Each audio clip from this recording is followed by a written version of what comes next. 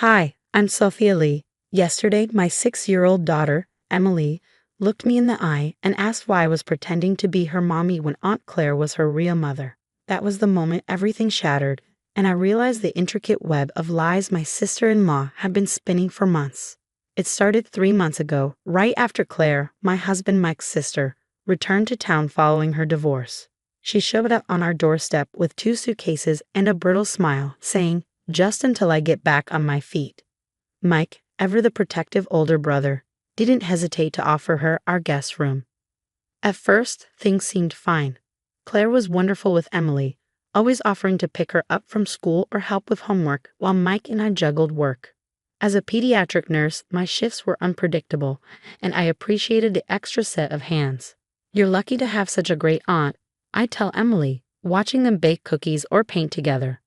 But Claire's occasional glances, filled with a mix of pity and superiority, made my stomach twist. It began with small changes. Emily stopped rushing to greet me when I came home. When she started calling me Sophia instead of Mom, I corrected her, but her puzzled expression left me unsettled. "Kids go through phases," Claire said one evening, running her fingers through Emily's hair. Her words were casual, but the tone held an edge that I couldn't ignore. Then I found the photos. Cleaning Emily's room, I came across old pictures of Claire holding her as a baby. They'd been carefully altered to erase me from the originals. My heart pounded as I pieced it together. "Mommy Claire says you're just pretending," Emily told me yesterday, her innocent face clouded with confusion. "She showed me pictures from when I was born. She said you're only helping because she was sick back then." The ground shifted beneath me. Memories of my 36-hour labor, sleepless nights, and first milestones raced through my mind. How could Claire rewrite our history like this? When I confronted her, the facade dropped. "Emily deserves a mother who's there for her," Claire snapped. "Not someone who's always working and leaving her with babysitters. I've been more of a mother to her in 3 months than you've ever been." Mike was away on a business trip, unreachable. My mother-in-law, Claire's staunchest ally, brushed me off. "You're overreacting, dear. Claire's just helping out because you're so busy." Now I'm sitting in the quiet of my room, staring at those altered photos and listening to Claire read Emily a bedtime story. My daughter feels like a stranger, slipping through my fingers, and I have no idea how long this has been going on or how far Claire's manipulation has reached. I always believed being a good mother meant showing Emily that women could have careers and families. Now, I wonder if my dedication to work gave Claire the opening she needed to undermine me. But I won't let her win. I've started documenting everything, screenshots, photos, even recording conversations. Tomorrow Mike comes home, and I'll make him see what's happening. Claire may think she's in control, but she doesn't know what a real mother will do to protect her child. I spent the night sifting through Emily's things, each discovery a fresh wound. In her backpack, I found a diary with "To Emily, from your real mommy Claire," scrawled on the first page.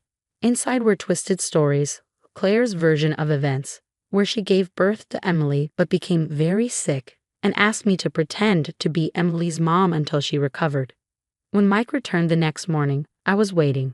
I laid everything out on the dining table: the edited photos, the diary, screenshots of Claire's manipulative texts to Emily that I found on her iPad. "This is insane," Mike said, running his hands through his hair as he examined the evidence. "Claire wouldn't, she couldn't." "She did," I interrupted, pulling up the footage from the nanny cam I'd installed in Emily's room the night before.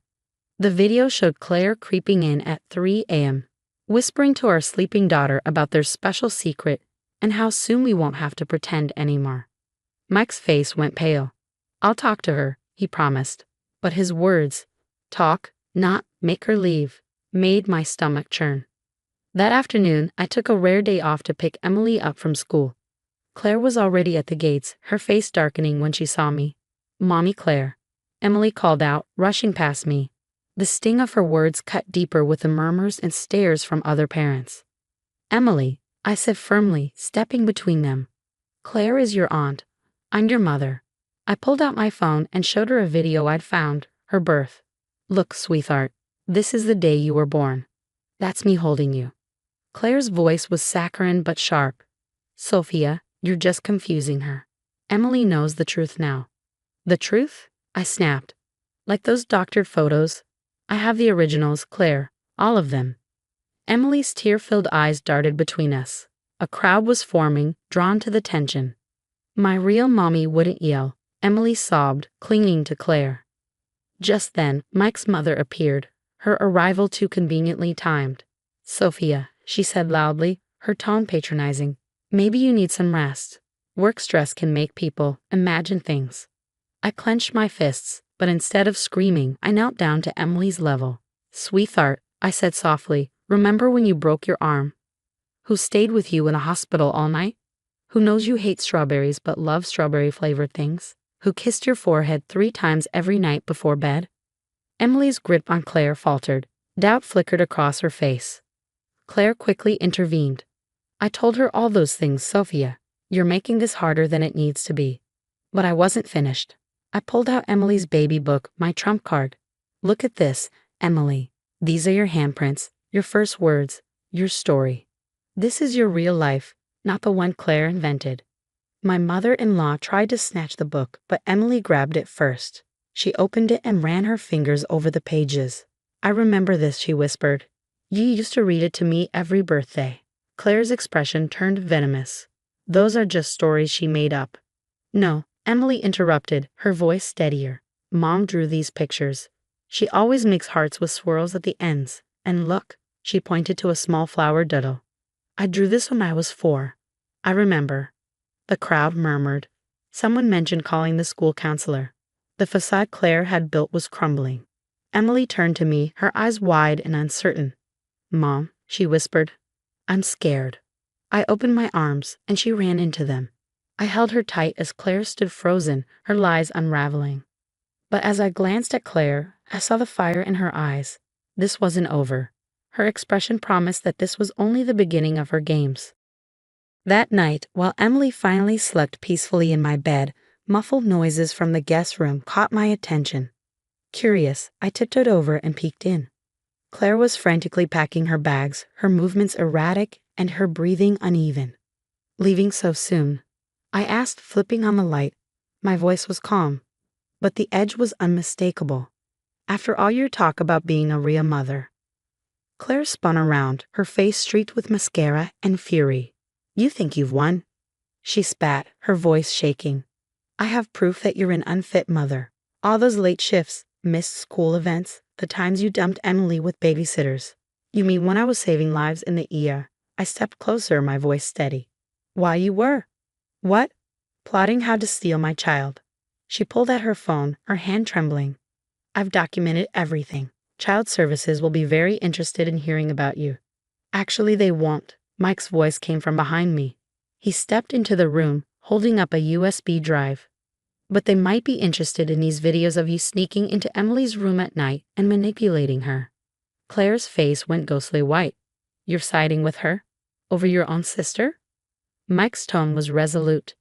I'm siding with my daughter's safety. You need help, Claire. Real help. Her fury boiled over. This is all your fault, she shrieked, lunging at me. But Mike moved faster, positioning himself between us. Get out, he commanded, his voice low and dangerous. Now, before I call the police. Claire stormed out, slamming the door behind her. The silence that followed was broken by a small voice. Is Aunt Claire sick again? Emily stood in the hallway, clutching her baby book like a lifeline. The sight of her confusion broke my heart. I knelt down and opened my arms. Come here, sweetie, I said gently. She ran into my embrace, her little body trembling. Mike joined us, crouching to Emily's level. Aunt Claire was confused, he said softly. She made up stories to feel better, but it wasn't fair to you or Mom. Emily looked up at me with tear-filled eyes. She told me I had to keep our secret if I loved her. But secrets that hurt people are bad, right? That's right, baby, I said, kissing her forehead 3 times, our special signal. And you never have to keep secrets like that again. The weeks that followed were hard but healing. We started therapy for Emily to help her process everything. My mother-in-law initially defended Claire, but when she learned about the nighttime visits, even she admitted things had gone too far. Claire moved across the country to live with distant relatives. Occasionally, Emily asks about her. When she does, we're honest. Aunt Claire was sick in a way that made her tell stories that weren't true, and she's getting help now. Last night, as I tucked Emily into bed, she asked me something that made my heart swell. Mom, can we put new pictures in my baby book? Real ones, with memories I don't ever want to forget. Of course we can, sweetheart, I said, pulling her into a hug. And Mom, she whispered, her eyes fluttering closed. I'm sorry I forgot you were my real mommy. I won't forget again. Now, as I write this, Emily's baby book rests open on my lap, filled with new photos and stories of the life we're rebuilding together. I've realized that being a mother isn't about attending every bake sale or crafting a perfect birthday party.